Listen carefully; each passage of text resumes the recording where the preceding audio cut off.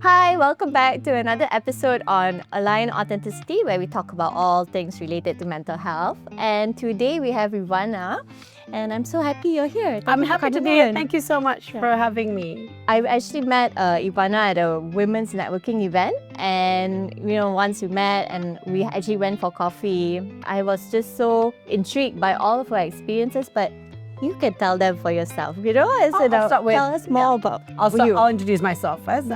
Hi everyone, I'm Ivana. I'm a mother of 3 and I'm also an entrepreneur. My business ranged from molecular diagnostic to preventative wellness. And I'm happy to be here. She's very humble, guys. Okay, she is a major overachiever. Yeah, because you've been through so much. All right, that sounds terrible. From our personal conversations was where you shared about how that journey also looked very different depending on whether it's the first kid to the second kid to the third kid. So maybe you can start there. What actually surprised you about motherhood? That's when your first child was born. I think when I had my first, the thing that surprised me the most was how lost I felt. I think that was the first time ever in my life where I felt I have no idea what I'm doing. I have no idea where I'm going. I have no idea what's going on. I mean, to be in that state of daze, like, where am I? How did I get here? It was something that took me by absolute surprise, because I really believe up until that point where pregnancy and birth was just like a small, it's like a phase, okay, it's almost like a thing to do list. It's like a box. I'm done with this, now I can go back to my life. I can go back to who I was. And there was a lot of pressure to actually bounce back, so to speak, right? Bounce back. And then I actually thought that was possible. So I think loss of identity what surprised me a bit. The fact that I was no longer in control, that was a huge surprise. And I find that bit, loss of identity and loss of freedom. That surprised me a bit. I feel like that's an aspect that we don't really talk about, because most of the time we talk about what the journey is like physically for you, or how you're adjusting your routines, right? But I love how you mentioned that about that identity portion, because as in from what I've heard from you was where you will go, right? With everything that you were doing, and then yes, and so we go in with this expectation of, okay, this is just one thing, one phase that we're going through, the pregnancy and the birth. So what came up you felt internally that people didn't see? Like, how did you realize that there was that shift in identity? Well, the thing is that motherhood, I find that the loss of identity was not an overnight thing. It was a gradual decaying process, isn't it? It's just like slowly, it almost like it happened bit by bit every day that you don't even realize it's happening. Right? All you know is that you have this feeling. I don't feel my best. I don't feel great, right? And I think just to give a background story on that. So when I was 3 months pregnant, I lost my father. My father passed away. It was a sudden passing. I saw him 6 hours before that. We had supper, had chats. And then I went home. My mother called me and said, come to the house. Your father passed away. So it was literally just in the blink of an eye. And so I was trying to process that reality. And I continued on with my pregnancy for 6 months after that. And the only thing I could do being pregnant was eat. So I ate. I ate my way through my misery, my grief and everything. And I put on 30 kilos, right? And I was 48, or close to 30. I was 48 before I got pregnant. And then I was 72-ish when I gave birth. And I really believed that at that point, look, all I need to do is to get back in shape, things will be fine, right? Things will be fine. Because my issue at that time, I thought it was external. I don't know who I am anymore because I look in the mirror, I don't recognize the person looking back. And so I got back in shape, and still I wasn't feeling right. So there was a lot of internally that was happening. Obviously the grief, loss of identity, and I'm the type of person, I enjoy my alone time. I cherish my time of solitude. I love reading. I love just being in my own space.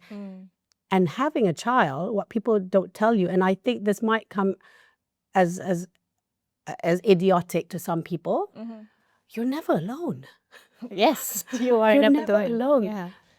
It's not, and I'm not talking about the baby. Okay, I'm not talking about the baby. There's just people constantly coming at you. You know, like families, friends, and just come at you and start telling you things. You know, and start. Do you feel that? Like, you know, especially the first 3 months, right? Yeah. The first few months, people just come at you, and you feel you've been put in this place where everyone comes in when they look at the baby. You're sitting there, I'm being graded. And then you sit there, you go like, okay, they're going to notice that the socks mismatched. They're going to notice that, oh my God, like the outfit, oh, there's like milk stain.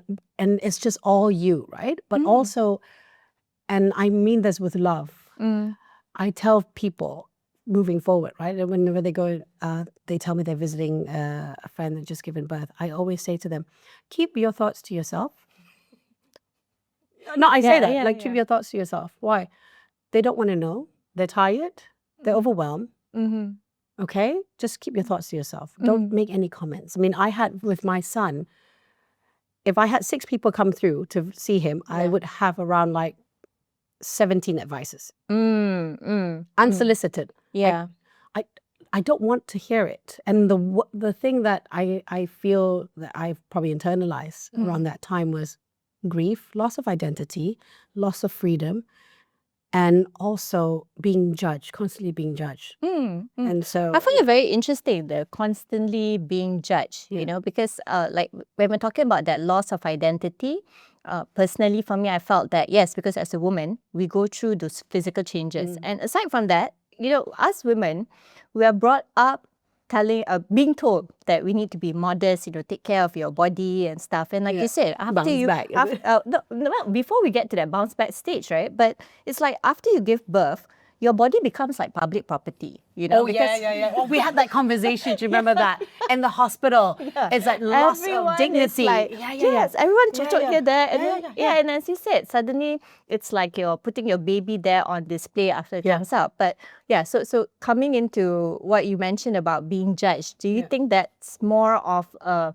personality thing? Like as in, because for me, I didn't feel so much about the being judged part, like like let's say if there's a milk stain on my baby, you know, but I did feel as if that advice was endless. You know, like that part I felt for sure. And it did feel like, oh, like you open house like that and anyone can just come in and just give it, right? But, But I think you knocked on the head there. Like it is a personality thing. I think at that time I took myself too seriously. I think we've had this conversation. I think that was a comment you made to me. I think the second time that we hung out. I was like talking and you just looked at me and go, you take yourself way too seriously. I was like, thank you. Is that a compliment? But you're absolutely right. Like, you know, I sat there and I probably felt knowing I'm not performing my best because I have no idea what I'm doing. Come on, let's be fair, right? Because I remember my mother said to me, my son, I think he was about a week old, or was it 2 weeks old? And I think he was crying, he wanted something, and then we're trying to console him, and it wasn't working, right? And she looked at me like, Bunny, do something, like, you fix it. Like, and I looked at her, I was like, hang on, I just met him too, you know? Right? You know, one thing the people tend to forget, right? When a woman has a child, when a woman becomes a mother, she's new at that too. Like, why do you if you get a job, right? If you get hired for something, they tell you your job scope, they tell you your role, and they tell you your pay, and also like they give you training before they throw you in the deep end, right? But motherhood is the most important job you'll ever do. You're not trained for it, and don't get me started on the books. People give you books. I had someone gave me when I was pregnant with my son, my first time, gave me like 5 or 6 books. Look, I'm busy. eating my emotion here because I'm grieving. I don't have time to be reading. Yeah. But even if you do read it, every child is different. I've got three Also, how are you children. supposed to remember everything? You know, sometimes, yeah. Especially got pregnancy brain, right? Yeah. Like, you know. And Yeah, you know, absolutely right. Yeah, you're exactly. right. And I've How are you heard supposed to some remember? experiences from women too. Like, as in, they went for all of this, like, pre-birth classes or Right, so. And then once they're there, they're through it, they forgot everything. Yeah. Like, because Yeah. you're just shocked by all these changes that are happening, right? Like, it's in the hospital process and also. So I feel like there's just so much information out there. But coming back also to, you know, like, aside from your personality of taking things like super seriously, yeah. I mean, it's understandable because when you're looking at probably what you're building business-wise or so, you took yourself quite seriously there. I'm pretty sure you do take yourself seriously there, not even past tense. Like, you take yourself seriously in terms of like what you're delivering, what you're achieving, right? So do you think that that was kind of like rippled into this motherhood aspect, at least with your first kid? Oh, of course. I mean, I think like, look, I mean, every mother, if you ask them like, so what kind of mother you want to be? I want to be a good mom, right? I want to be a good mom. What does that mean? Yes. What does that mean? It's a learning process, right? But the problem is with the handling a newborn as a first-time mother, when you make mistakes, it cuts you. It stays in your mind for a while. The guilt, the anger, you know, and you beat yourself up for it. So I'll give you an example. So I didn't know as of the first week of being a mother that you're supposed to change the diaper like every 2 hours or something, right? Or every hour. It's been so long. But in other words, you're supposed to keep changing the diaper. And I was extremely exhausted. I was completely depleted the first week. I was so tired. So I think I left it on a bit longer, right? And then finally when I changed him, and then he had like blisters. And it was really, because he was quite pale, he was quite fair as a baby. And so the blisters just looked so angry. And I remember sitting there thinking, oh my God, if I could hit myself in the head, I would have. I was like, oh my God. I failed. Even though I had a nanny, a live-in nanny, she wasn't allowed to handle him. I said, look, I need to know my job here. I need to know my role. I need to know what I need to do. Nobody touched the baby but me. Now, that was a huge mistake. That was a huge mistake. Yeah. And also at the same time, I think there was this, I don't need help. I'm okay. Oh, can I help you? Well, you think I can't do this? Are you saying that I'm not capable? Yeah. It was that it was ego, right? Yeah. But I feel that when you make a mistake as a mom, you beat yourself up about it because you also touched on a very important point. I think that when you are an independent, high achieving woman, it's like it just comes to the territory, you know. It's like you're used to doing things yourself or so, and then during the point of like pregnancy, childbirth, it's like, of course, we're going in still with that frame of mind, you know, but we're not accepting support right at the time that we might need it. You know, it sounds like at some point you realized that you needed support. So did that happen with your first child, or? Oh, that happened much later. So I think I realized I needed support probably about 6 years ago when my youngest was born. And for me, like typical, you know, like I just like to be in control. So you see, my son was born in 2011. 2011 was a massive year for me. So I became mother the first time. I started my own company the first time, and my father passed away. So there was a lot of, and my father and I were very, very close. He was basically my anchor. He was my pillar. And to not have that, I was very in a state. I guess it goes back to your earlier question about what was I was going through internally. What I was internalizing. I think that sense of insecurity. I no longer felt safe because my anchor was no longer there. And so I think, as for the first time in my life, that I'm navigating the biggest thing that's happening, or adulting. I'm a grown up now. Yeah, because there's like a few blockbuster themes at the same time. Yeah, it was like, I call it like, you know, the Raya hamper, you know, like all in one basket, right? Yeah. So I was like, oh, well, you know what? Oh, you became a mother. You're grieving your father's loss. Oh, let's throw in a business in there as well. Yeah. And despite what people say, I'll tell you right now, because in uni, you know, I've got 3 masters, and you know, I did quite well in school. I did quite well in uni because, you know, I guess everything was just easy, right? You're being fed and then regurgitate what you learn. It's fine. And there's that structure, I think. Yeah, structure. And it's yeah. regardless what people say, I would say that that's the easy part of life, isn't it? And you think just because, hey, I'm qualified, I'm educated, I'm qualified, of course I can start a business. And then you realize, hang on a sec, I didn't learn this in uni, right? And owning a business is something else. It's completely right. I mean, you get it, right? You get it. Else. Yeah. Yeah, you sit there and you go like, oh, you know, everything you learn in the last, like, you know, how long for, and you go, apart from like the basic stuff, there's nothing I can apply here, right? Yeah. And for me, I was searching for help, sometimes on the wrong places, and so you make bad business decisions and bad partnerships and all that. But going back to what I was dealing with at home, so there's no place of solitude for me. So I'm at war when I'm at work. I come home, I'm at war with myself. So and yet, so I figured out I needed help much later. So the first 2 children, it was fight or flight mode. So what brought you to that point though of like realizing, okay, you know, like let's try something different. Let's try some support. I was forced to. Yeah, that's normally the story. I was forced to, and you know, I really think that is how it is when life just throws you a curveball when it's been dropping you hints and you're not getting it, and so they go. You refuse to see it sometimes. They're like, no, that can't be it. It has to be something else. Yeah. So in 2020, I had my third child. She's special needs, and so when she was born, we didn't know anything was wrong with her until I think 3 days after she was born. And so that was a roller coaster ride in of itself. And all of my friends have had a confinement nanny with their children. And I've refused that option for the longest time for the first 2 kids because, again, going back to the ego thing, I was like, oh, they probably got confinement nannies because they can't do it.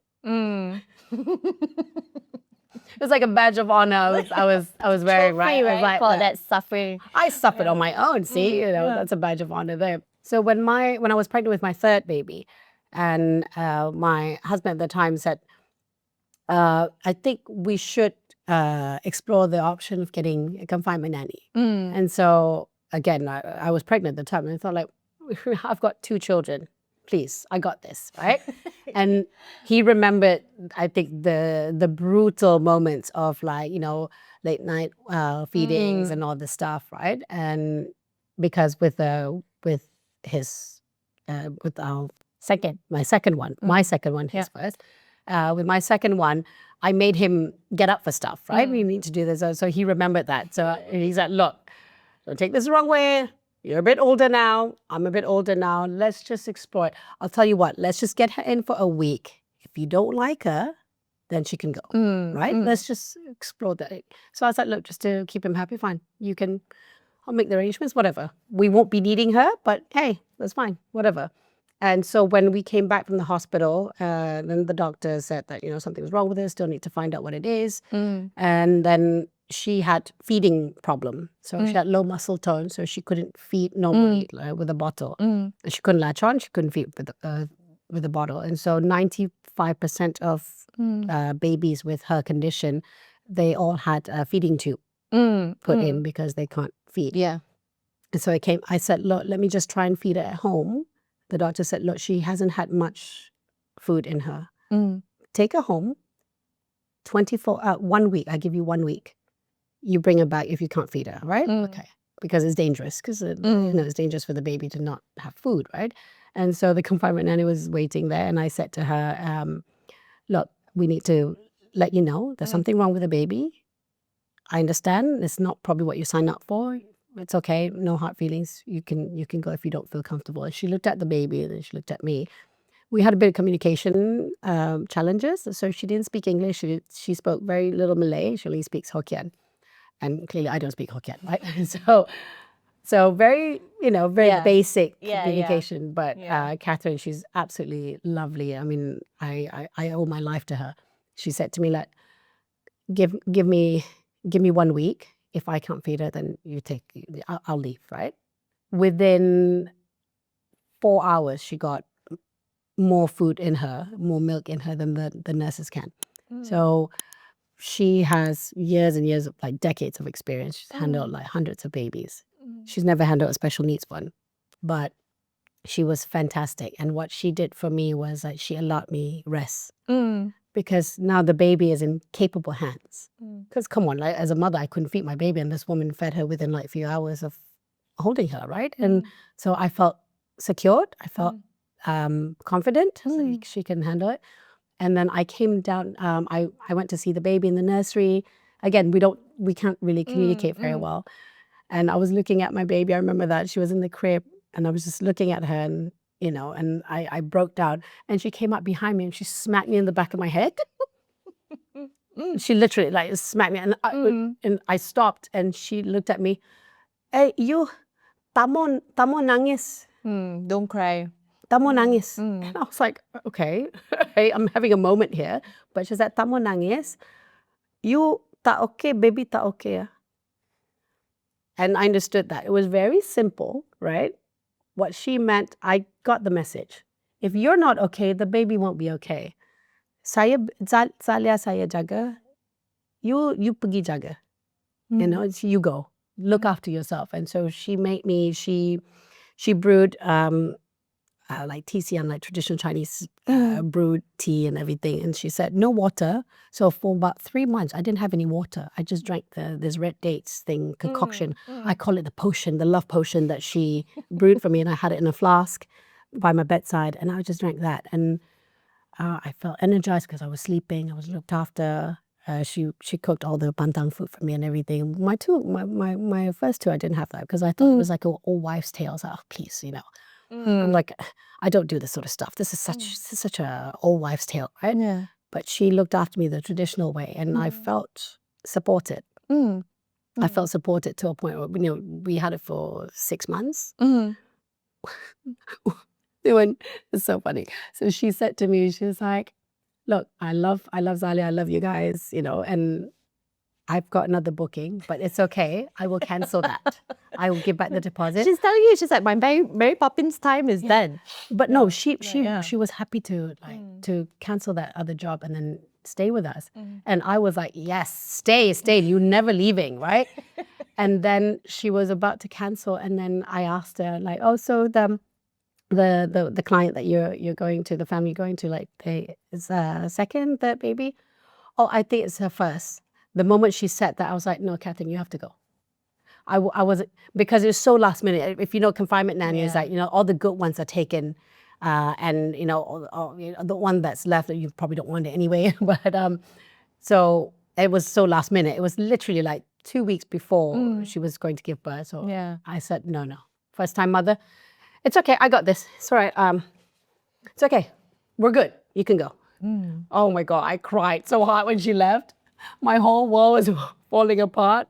I mean, I called her Zalia's mom. I think we had to stay at the hospital overnight for observation for something, right? That was the first time I was alone with her.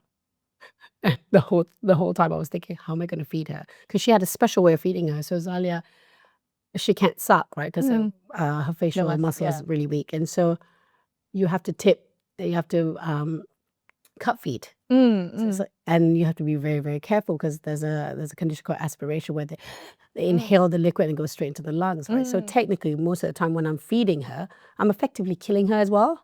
So every feeding time, I get PTSD when looking at the clock. Oh my God, it's feeding time. Yeah. Because you sit there and you're shaking, you go like, I have to feed her, but I can also kill her. So you're literally on that. Pressure, There's so much pressure. But when I was in the hospital, the doctor were like, oh, mommy want to feed her? I was like, yeah, but I'm going to need some help. Can someone help me? She's like, oh, how do you feed her at home? Oh, I don't feed her at home. Her mother does. And the nurse like, okay. And she walked out and she's like, I thought you're the mother. And I was like, well, yes, but Catherine is her. You had that support, and what you mentioned just now about, it's like she was your anchor during that point. She was my lifesaver. you know what? I thought about it recently, right? Because we're still in contact. I send her photos of Zalia all the time. And I had a thought. If she wasn't around at that time, I don't know if I would have survived. Zalia would have turned out completely different. She probably would have had a feeding tube and would have to work on different exercise therapy for her facial muscle. And she's developed so well despite her condition. And I have to say, 90% of that is due to what Catherine did the first 6 months of her life. And funny enough, a lot of the things that she said that was wrong with Zalia, she was right. She was right. The doctor said no. And then later on, we got confirmation from another specialist that Catherine was right all along. And she was fantastic. I call her my Chinese mother. She's wonderful. No, I love her. But that was the moment I realized, like, look, recovery was crucial. It was so crucial because I didn't know that I had depression with my first 2 children. Yeah. And it was only after with Zalia, and clearly I was recovering quite well. Yeah. Yeah, And because I remember, you mentioned your friend was saying how contrasting the experiences were, right? And that was a shock as well because it was during COVID. Everyone was on lockdown. And I have to say, COVID was a different experience for me. I actually had it was a really good memory for me. I had a really good time during COVID. I reconnected with a lot of friends because most of my good friends are overseas.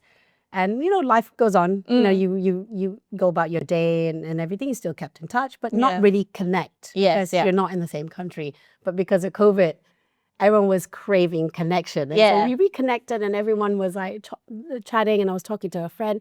She was like, oh, we're so happy that you're recovered. You're doing so well. All of us were so worried that you'd have depression again. And then when she said that, I was like, when did I? No, I never had depression. And she's like, yeah, we didn't want to tell you. I was like, hang on a sec. I've been a mom for like 8 years or that time, right? And so, hang on a sec. When did I have depression? Oh, you definitely had one with your son. You definitely had one. And I said, how did you guys know? When we came in to see you in the hospital, we saw it in your face.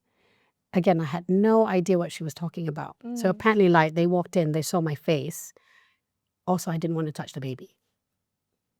And I was tired. I just thought I was tired. I'm tired. I was like, I was in labor for 22 hours. I was unmedicated. So technically I was in pain for 22 hours. Naturally, I had a photo op, baby's out, photo op. Okay, now you can take him. And so at that time, hospital was still doing the, the nursery thing, right? So he was taken to the nursery. I slept, but then when people came to visit, the baby came in, they said they saw it. I was like, what was it that you were looking for? You didn't have that doting mommy look. Look at my baby. I was like, okay, maybe I was maternal. I used to think that was my thing. Maybe I'm not very maternal that sense. I love my son. I love him to bits. But I'm not the one that's, my baby, maybe that wasn't me. Yeah, but that's also another aspect of it. Well, as in, again, like with how we were taught to take care of our bodies, be modest also. Like you grow up, and I've heard this from older generation mothers, right? They thought that the thing to do is just, okay, when you're older, you just become a mom and that's it. And quite a few of them, it's like, you think that's the template or the structure. And once you're there, you're just more of like, I think one is the birth experience that probably like has shaken everything up. But even throughout that process, it could be where it's just not what you expected. So you just don't know how to handle it, how to go about it or so. And then comes the other question of like, oh, if I don't really feel comfortable being a mother, does that mean that I'm not a good mother? Yeah. And it kind of causes this emotional switch off for a bit. Because I remember when I also went through it with my daughter, like, I didn't even realize till later on that you had depression as well. I said I had a bit of it. Yes, I didn't even realize it. Right, it was more of with when people who observed just like how it was with you. They kind of told me like you were a bit off. And at that point, I think it was where I felt like, because I had the support, I had the confinement lady or so, but there were certain points when I think because you're going through such major identity shifts, you wonder whether were you even cut out for motherhood? right? Maybe it's not my thing, right? Maybe it's not my thing because I was never one of those girls also who grew up thinking that, oh, I want to be a mother or so. Okay, but I know that's what I'm supposed to do. But then when you're at that point, you're just more of like, like you've always been kind of absorbing that narrative. And then when you get to that point, you're just more of like, now what do I do here? Or like, who am I in this process? But do you find like, I questioned myself about this before, or not really questioned, but I had a thought about it, right? So when I had my son, it was during a time where from my lens, from my view, women were a bit more secretive about their suffering, as a first-time mother. And it was more like as a flexing competition, right? It's like, oh, who's the better mom? Who's doing the best? Like, I only feed my child organic. And then you're sitting there with a McDonald's French fries, like, really, right? But I felt at that time there were the ecosystem, the support system was there, but was not really real, right? And I think around that time was the campaign for breastfeeding was all out. And as a disclaimer, I'm not against breastfeeding, but I believe that everyone experienced breastfeeding differently. Right? Correct. I think that some women love it. It's the best thing that they would sit there, they go, oh, I miss it. Some women are like, I can't wait to get the kid off, to wean the child off.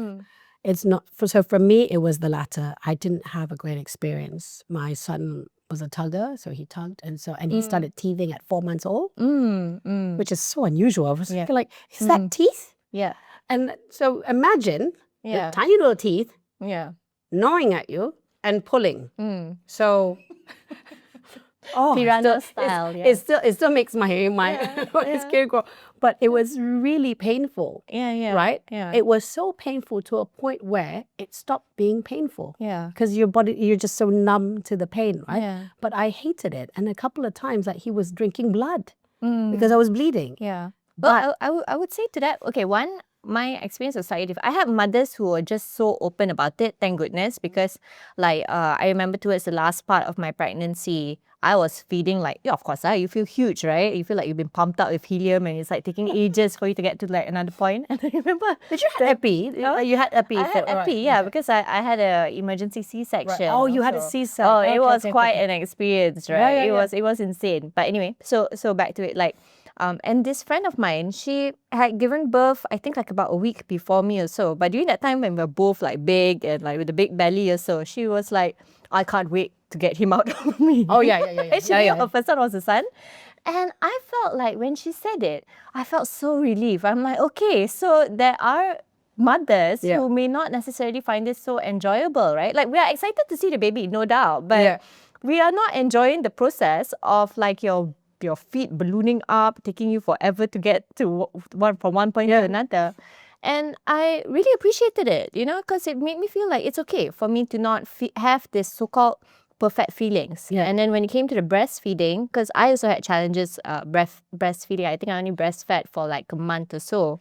But you're right, because there were so many women, or even the narrative that we hear is like breast is best, So but at the same time, my mom kept it very real for me. My mom was like, hey, back then, I didn't want to feel like a cow. So everyone was like bottle fat. My mother bottle fat as well. So then I was thinking like, and also what I when I talked to the doctors or so, they said that in the end, what is best is fat, So whether that's going to come from your boob or a bottle or so, that's the most important part, right? But we set up all of these expectations for ourselves, like thinking that, if it's not organic food, if it's not this thing, so, then you are a bad mother, You can think that, look, I'm a strong person. I'm not easily influenced. I'm not easily shaken, right? And so, I don't really care what people think. I don't really care what people say. And I've always been that person in my life, but when I became a mother, that was the first time that I really cared. It wasn't their opinion that I cared about. It's how I processed their opinion and I made that judgment on myself. Does that make sense? Yeah. But it's like, okay, I don't care what you said. But then I thought about what you said and then I decided like, oh my God, I think that I'm a horrible mother. So the opinion that I have of myself has gone downhill. And that's where the frustration, disappointment came. And with the depression, what I ended up doing was I detached from my son. So early on in his life, I think the first 8 years of his life, there's a lot of detachment. I was present. I did what I had to do. As in, like, I'm his mother. There was that moment where we weren't connecting. Like, there was, sense of detachment. I was never a big hugger. So I didn't hug my son very much, which I didn't think was anything wrong because my mother's not a hugger. My brother, we're not hugging family. We're not the, hey, let me embrace you family. My father and I were. We're very, huggy, we're one of those people. But apart from that, everybody else, cousins, aunties, uncle, would not, oh, you good? If someone's crying, instead of comforting them, we go, hey, stop it. Like, that's how the family is. And that was the norm. So I just assumed that was my norm with my son until I spoke to someone at an event, and then she was shocked that I don't hug my son. I was like, I can't really remember a time where I hugged him. And so she was like, how old is he? And I said, he's 8.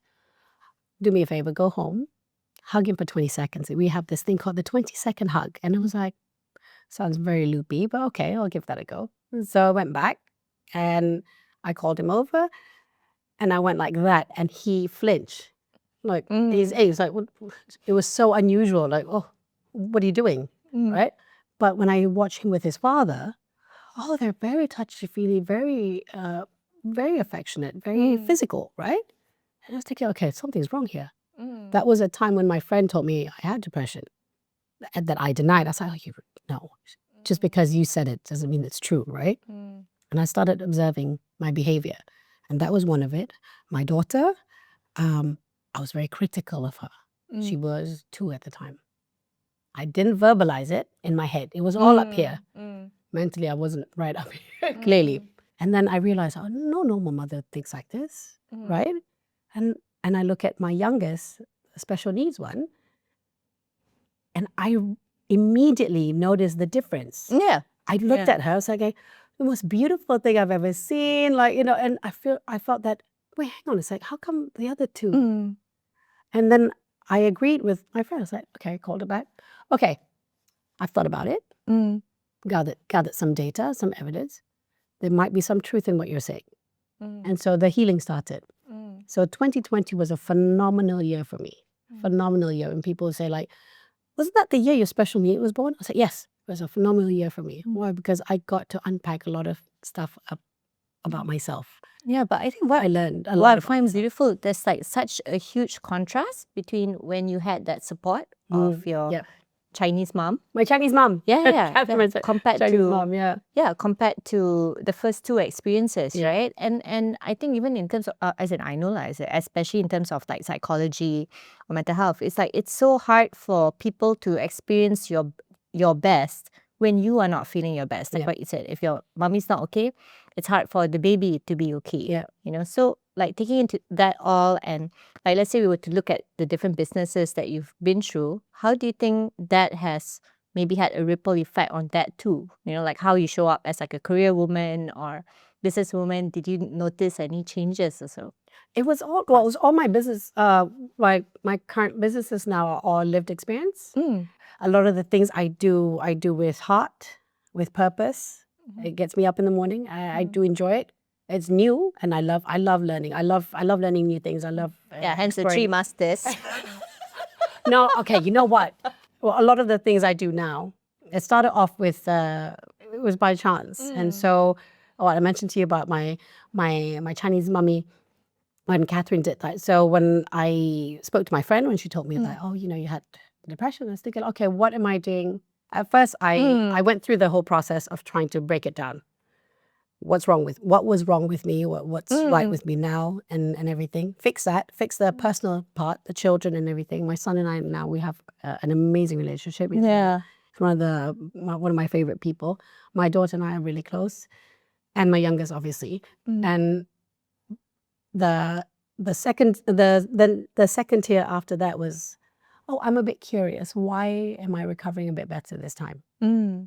And so I went to look at, let's go to the drawing board. What am I doing differently this time than what I did before? Okay, I got help, I got rest, and it was this the drink, the potion, the magic potion that she brewed for me. And so I've been in a nutraceutical business previously, so I knew of a scientist, a food technologist in Singapore. So I sent over all the stuff because Catherine makes you buy all the herbs, right? Yeah. And then we brew it in our house. And so I sent it to him. I said, hey, can you just do some background check on this and find out if there's any therapeutic benefits to this, right? Clinically backed therapeutic benefits. So he came back with all the lists and like the red dates, mood stabilizer and energy, and, all that stuff, sugar stabilizer. And I look at it, I was like, oh, perhaps there's something here we can do, right? And so that's how the whole concept started for postpartum recovery. And it did change. It changed my career, like the trajectory of my career. I was at that time, I was in diagnostics, but still am. And it went straight from that to like a completely different segment. It's still women's health, but there's a different element to women's health because I think postpartum recovery is a neglected segment of women's health. People don't talk about it. And it's quite funny. Someone said to me at a convention, and I was telling him about that, and he was like, my wife had 7 children. It's fine. She's fine. I was like, is she really? The bravado of this man. I kid you not. I was like, he was like, well, I had 7 kids. If I had 7 kids, she's fine. You know what? I just think that it's just the generation. He was slightly older, right? I think it's just the generation. I think your generation is just a bit whingy, a bit whingy. I was like, what do you mean? Oh, like it's all about like me. At the end of the day, people have been having children forever. It's so easy. Dogs can do it. Oh, he actually said that to me. He said that. So that hits me differently. Whoa. It's so funny. When he said that, I just looked at him. Now, had he said that to me 15 years ago, I would sit there and go like, oh my God, yeah, he's right. Don't complain. It's embarrassing. Like, you have to come out stronger, Oh, but the mistake he did, he told me that much later in my life. But, I gave him my peace of mind, especially when he said, oh, well, I've had 7 kids, and she's fine. I was like, boys, girls? Oh, five boys? Oh, right. She's not okay. She's not okay. And the second question I asked him was like, oh, okay. When was the last time you think she looked at you with love? And that stopped him. She's tired. Immediately, I was like, do you have a number? Can I call her? I was like, look, sweetie, I think like you need some help. Because at the end of the day, I think we've spoken about this, right? Yeah. It's a lonely journey. Motherhood is a lonely journey. You can get support. Absolutely. Support to actually make your transitioning period easier. It doesn't solve it. Yeah. It's a lonely journey. Yeah, there's definitely certain parts of it you go through. You have to do it alone. Because it's things that are physically changing, emotionally changing, mentally. People don't get it, and like for me personally, I didn't want to speak of it because I didn't want to sound ungrateful. I didn't want to sound as if I'm complaining, right? And with my son, it was a struggle to conceive. It was definitely about a battle, one after another. I mean, it was such a difficult process. And I think for anyone who's been through fertility treatments can understand. Yeah. Right? And I'm very, very thankful that, we managed, it only took us maybe about close to 2 years. Some people have gone on at it for like 10 years. And I feel for them because it was terrible. It's a horrible feeling, the hormone shots. You literally feel like am I menopausing? I'm cold, but it's hot, but I'm hot, but it's cold. It's a confusing moment. And so when I finally conceived and gave birth, I have this healthy, beautiful baby, and I'm not happy. Right? Okay, you have to stop it. So there's so many times I was in the bathroom. I just needed some time off. He was crying. They were trying to figure out what's wrong. I just needed to be by myself. I locked myself in the bathroom. My mother was banging down the door. What are you doing? What are you doing? Your child's crying. And I'm like... It's overwhelming. Yeah, I remember thinking, what have I done? I thought I wanted this, Mm. but what have I done?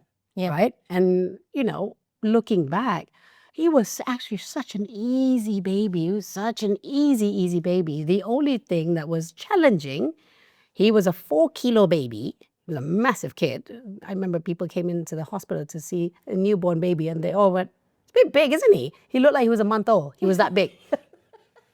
He looked like he was a month old, right? And because, newborn, my daughters came out 2.9, 2.7.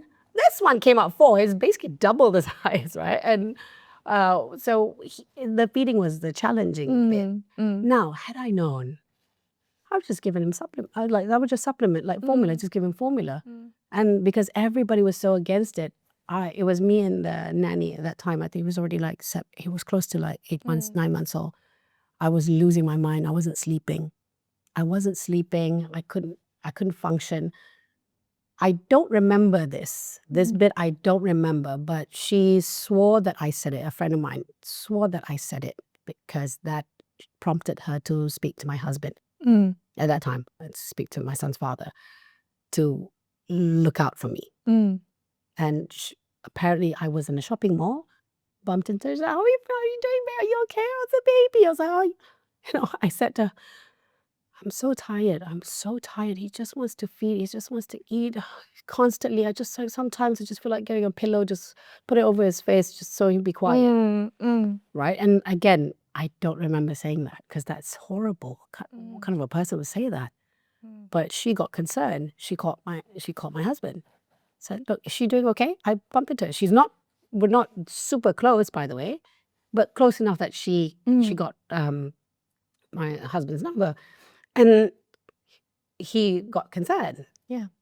But instead of dealing with it, he was like, I'll just handle the baby for now. And you just don't be alone with the child, right? So I would buy the formula and keep it in the nanny's room. Father goes to work. Bye-bye. Catch you later. Bye-bye. Bring out the formula. So it's literally like contraband in the house. And, the first time he had formula, if he's what, we're on good terms. If he's watching this, I'm so sorry. He thought that his son was breastfed for like close to it. Exclusively breastfed. I remember he told someone that, he was exclusively breastfed for 12 months. And I'm like, yep. Yeah, it was. It wasn't. And you know what? It's so long ago. I actually don't remember when he was contaminated. But it was after that period. And like he slept. The first bottle he had, the formula, he slept like a dream. I remember waking up thinking, what is this feeling? I feel alive. I took him in the stroller. You also finally got your own rest too. You don't realize how important sleep is. Yeah. Until you don't have it anymore. That's right. Yeah. And immediately I felt that I was back.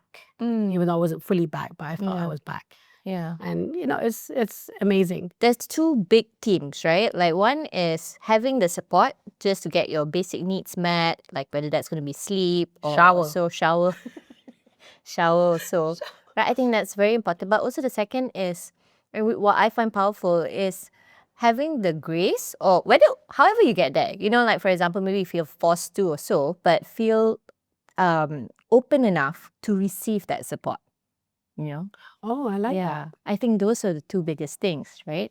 And what you've done with your business also is where you've taken this lived experience and you're bringing it to the work that you do now, right? Because as what you've shared with me is where before it's very much B2B kind of setups, and now it's like B2C. And I can see it in your face, like when you're talking about postpartum recovery, it's like, I love it. Everything's like lit. It's fantastic because so the company I set up in preventative wellness, and so every aspect of our formulation is all about solving or managing illness before they become an issue. So it's preventative, right? So one of them is in metabolic health. It's because Zalia's condition is a metabolic condition. And so when I said most of my ventures now are all lived experience. Yeah. So I do things that I feel passionate about, that I can relate. And I feel that everyone can relate. So it's very exciting, and I adore it, because this like DTC business, my children are involved, right? So if I were to have, like, events and stuff, my children would come on board. And I recently had like a pop-up thing event, and my kids came out. Son mend the booth. I was like, you look after me, watch, practice, like, sell something. But my daughter did a sales pitch, which is like really adorable. She's 8, and they're part of my life. And my other business, my B2B, they know mommy gets up, go to work, does this thing or whatever, right? But they don't get to participate, which is really nice, which is lovely. And despite the challenges, I absolutely finally, in the last, possibly maybe last 7 years or so, I've really, really enjoyed being a mother. I don't know if you're doing the math in your head. I've been a mother for 15 years, so let you come to that conclusion. But it was challenging. It was challenging, and I think that the responsibility we have for younger women or first-time mothers is that to equip them with reality. Yeah. Right? That's one. But I feel the other part of it is, no matter how it is that women come to that point of motherhood, right? Like, everyone has different experiences, like what we talked about. Like, maybe some of us, we grew up always wanting to be mothers. For some of us, it's like, okay, this is part of the curriculum that we go through. But what I find so impactful about what you shared is that it was something that, okay, it shocked you, like it shocked me at that time too. And I at the start, Yeah. and then we start questioning whether we can even be good mothers. But we grew into it. You definitely grew into it, and it's interesting because sometimes I feel like a lot of women, we do this too. Like, we view it as, okay, work is a separate bucket. We compartmentalize it compared to, okay, how we are with our family and even our kids. But now you've integrated it, right? Like, as in, they're coming with you on this journey. Yeah. Yeah. It's lovely. And I think, like, the concept of superwoman, supermom. I don't think anyone should strive to be a superwoman, because you know what a superwoman is a woman that has to do everything by herself. Who wants that? Right? I mean, and before we might have thought, like, trophies and badges. It's a badge. It's a badge. No, it's like, no, thank you. No. It's like, look, at the end of the day, right? The only one that will suffer is you. I'll tell you right now, the only one that will suffer is you, because you set yourself on fire and you wonder why you burned out. But the secondary effect of that is the ones around us, they feel it. Whether we think they realize it or not, they do feel it. Exactly. And mothers think that, the concept of, like, looking after yourself, taking care of yourself, right? Yes, self-care is crucial, is vital, because if you're not well. But there's an understanding that women need to come to terms with. Motherhood alone as a concept is sacrificial. So you cannot immerse into motherhood without sacrifice. So that's why I speak to a lot of younger women when they say, oh, why can't I just still have my life? And I say, no. But there's responsibility that comes with it. No, the idea of sacrificing, you have to do it without resentment. Yeah. And how do you do that without resentment? Without fully diluting who you are and your time. So for me, with my work, this is mine alone. You know, this is mine. Yeah. I'm not sharing this with other people. This is mine. My alone time, right? Yeah. My mom, when I was younger, she just kept repeating this saying, that she was just like, if having a child doesn't change you, nothing will. Yeah. And exactly what you said, I always assumed it meant sacrifice, right? And like you said, the added cherry on top is to sacrifice without that resentment or so. But I realized that no doubt it will transform you. Yeah. It should. It should, yes. It should, so coming from that is where we always think that, okay, we want to go back or kind of like be who we were maybe before kids, or we think it should look a bit like that, right? And then we should be able to juggle everything else in the same way or so, which is so unrealistic. Get more badges. Get more badges. Get more badges. Even if you enjoy motherhood, but there's that that pressure that we put onto ourselves without realizing that it could actually be so much more liberating. The journey could be so much more enjoyable if we're just open to, let's just see who we're becoming. You know, like, and bring our kids on that journey. Like, does it have to be separate? You know, because even for me, like, once I tapped into more of my own passion with my business, ironically, you showed up better, right? You showed up. I showed up better. But even the way my daughter reacts to me was something that I was not expecting. Because before, when I was in corporate days, she never asked me about work or so. But once I became a business owner, she's so interested, right? Even down to like my outfits or like what my content is or so. Lovely. Yeah, and it was something which I realized, like, I think there's so much of this conditioning or so that we have been growing up with. And we always assume it looks a certain way. But it's so lovely to see now that we can create whatever that we want, whatever sort of motherhood experience that we want. There's nothing that's really limiting us. I think aside from ourselves. I think I carry the same concept in my parenting as well. Intention. You know, because I tell my son, or I tell my daughter, because they both understand. They're at that age where they get it. And I tell them all the time, I said, look, I'm not perfect. I will make mistakes. But if you need to remember and understand and believe this one concept, my intention is never to hurt. My intention is to love, right? I'll make mistakes. And, you know, it's such a wonderful journey. And I do speak to some young couples at social events, right? And then they say, oh, we don't want children. And I was like, oh, yeah, by all means. I mean, it's not for everyone. It's so true.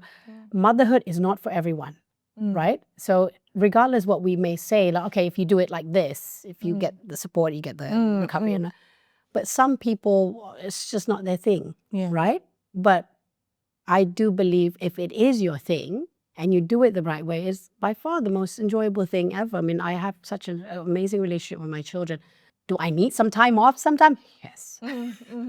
When I love it when some mothers, they go like, oh, you're traveling again for work? I was like, yeah. Oh my God, how do you deal with that, being away from your children that long? And I go, fairly well.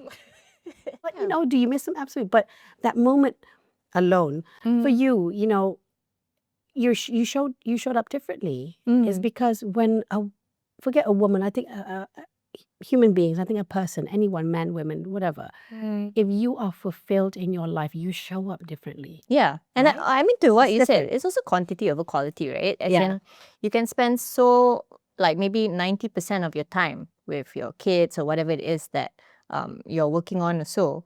But I think that if you are not fulfilling your needs at the same time, you will not, as you said, show up your best. You know, and it doesn't matter then, right? So it's more of how can you fill your own cup also, because you can't pour from an empty cup, right? I want it to be a supermom, you know, and I would lie if I say it didn't give me some form of pleasure when people come up, oh my God, babe, I can see you doing this and that. Oh my God, you're such a supermom. You're like, yeah, it's pretty good. Put the badge of king, right?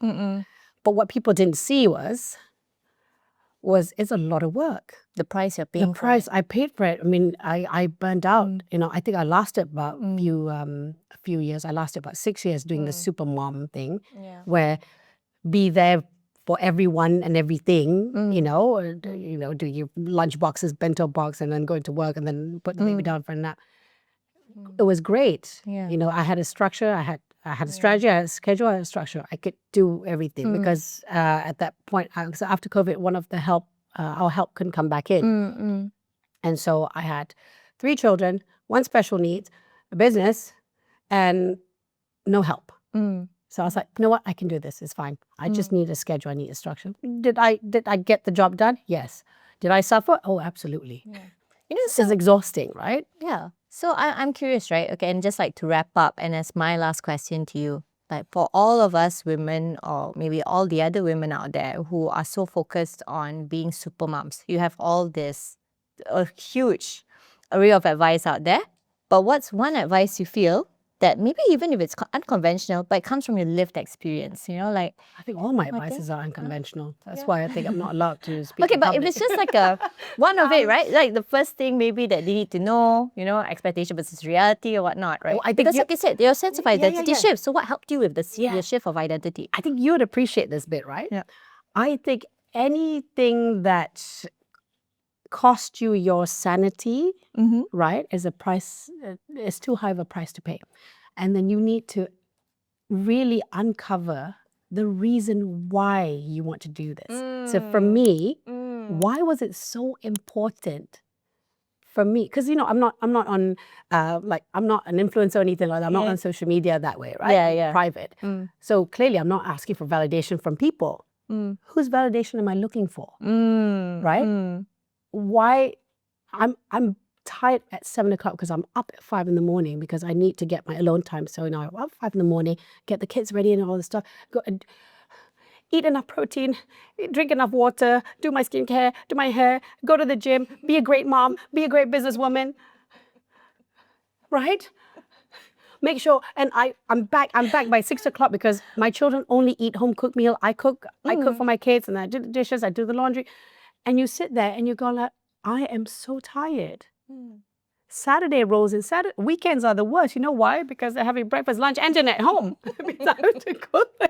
And okay, this one doesn't like this food, so I'm going to make that. This one doesn't like this one, so I'm effectively I'm cooking 4 different meals for 4 different people for 1 meal, right? And so, but again, they don't care.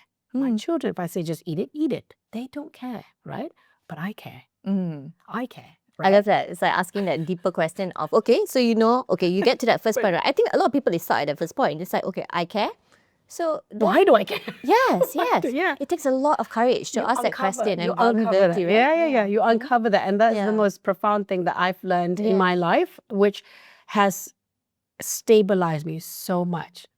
Ever since I've gone through this process, since 2020 and the last couple of years as well, I'm so calm. I think I learned that from Zalia. I learned that from my daughter because of her condition. The life expectancy is not that great. And you have to make certain, what would you say, mentally prepare yourself, right? Yeah. And all that matters today is like, look, can I change her condition? I can't, right? I can't change her condition. What can I do? I can enjoy her today. I can enjoy. And Prada Willy children, they give the best hugs. They're squeezing you, almost like choking you to a point of like killing you, right? But it's so beautiful. And then they release and they're just happy babies, right? And I just enjoy her. The strength to just accept things when you can't change them. And that applies to businesses when it's not going well. People say you go in there and you give it 110% and you just keep going at it. But there are some things that you sit and you go, you need to cut your losses. You know what? It's costing me not just my peace, my sanity, but it's my entire nervous system is just breaking up, falling apart here. It's not good for you. Yeah. No. Close that chapter, move along, right? You can't change it. If you can't change certain things, it works. It applies the same thing for business, relationship, even parenting, right? You wish your children are somewhat different, let's say, assuming, like Zalia, I can't change her as a condition. What can I do? I can embrace it. Yeah. Embrace it. Let me see what's the good part about it, right? And and it's great. I get OKU parking, even though I don't use it. Okay. Love it. That was a bit of that went differently than what that had a different plot twist. But disclaimer, I don't use it. Oh, this is okay. All right. Thank you so much, Ivana, for coming in today, for being as vulnerable as you have been, and being just authentic and sharing your experiences. So, I trust you've all learned a lot from this. Oh my God. Thank you so much for having me. I actually really enjoyed this. It was so much fun.